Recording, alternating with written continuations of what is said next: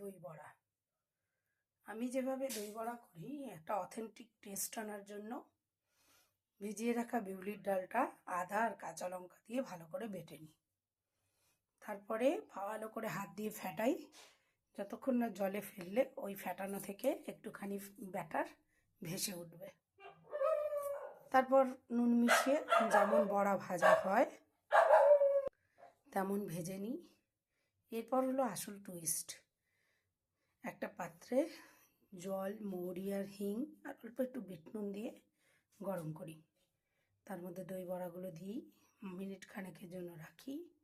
তারপর সেই হাত দিয়ে ছেঁকে জলটা বের করে নিই। এতে কী হয়, হিঙের ফ্লেভারটা আর মৌরির ফ্লেভারটা খুব সুন্দর ঢুকে যায়।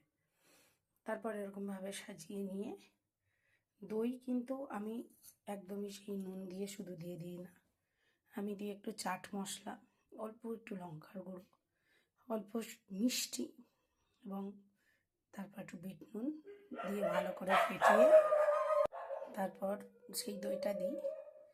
এবার ধনেপাতার চাটনি আর আমার নিজের করা তেঁতুলের চাটনি আর কুচি ঝুরি ভাজা ছিটালেই রেডি হয়ে যাবে।